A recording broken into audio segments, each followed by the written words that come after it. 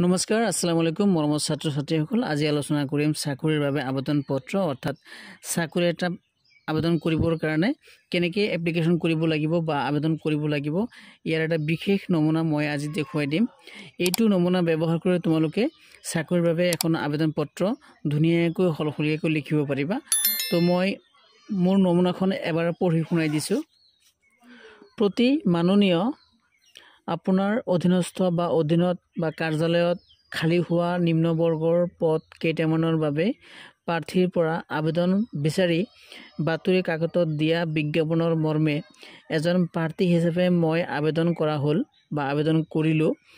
প্ৰাৰ্থী সন্দৰ্ভত বিচৰা লাগতিয়াল তথ্যপাতিৰ উল্লেখৰ লগতে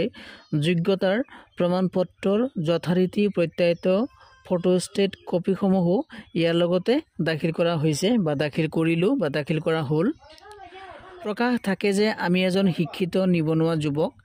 নিযুক্তি পোৱা হলে সততা আৰু যোগ্যতাৰে সেৱা আগবঢ়াই মহাশয়ৰ সন্তুষ্টি বিধান কৰিব পাৰিম বুলি আমাৰ এক একান্ত বিশ্বাস কাজেই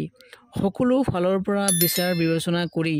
খালি হোৱা পদৰ যিকোনো এটাত আমাক নিযুক্তি দি বাধিত কৰে যেন ইতি ইয়াত লিখিব লাগিব প্ৰাৰ্থীৰ নাম অৰ্থাৎ যিজনে এপ্লাই কৰিব ইয়াৰ নাম ইয়াত লিখিব লাগিব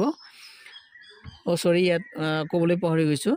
আপোনাৰ বিশ্বাসী XYZ ইয়াত আপোনাৰ বিশ্বাসী লিখাৰ পিছত যোনে এপ্লাই কৰিব ইয়াৰ নাম ইয়াত লিখি দিব তাৰ পিছত ইয়াত ধুনীয়াকৈ নিজৰ ঠিকনাখিনি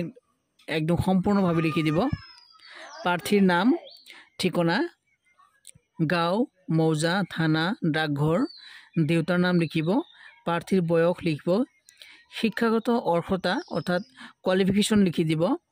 পূৰ্ব অভিজ্ঞতা মানে এক্সপেৰিয়েন্স সাৰ্টিফিকেট যদি আছে কাৰোবাৰ এইটো ইয়াত কাটি দিব লগতে কৈ দিব আছে বুলি এমপ্লয়মেন্ট এক্সচেঞ্জ পঞ্জীয়ন নম্বৰ অৰ্থাৎ চাকৰি কৰাৰ বাবে এখন এমপ্লয়মেন্ট এক্সচেঞ্জ সাৰ্টিফিকেট থাকে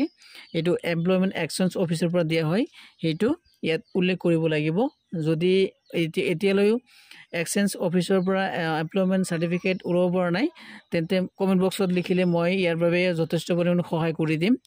তো আজিলৈ ইমানখিনিয়ে যদি ভিডিওটো ভাল লাগে প্লিজ মোৰ চেনেলটো সাবস্ক্ৰাইব কৰি দিব ভিডিওটো লাইক কৰি দিব আৰু বন্ধুবৰ্গৰ লগত শ্বেয়াৰ কৰিব ধন্যবাদ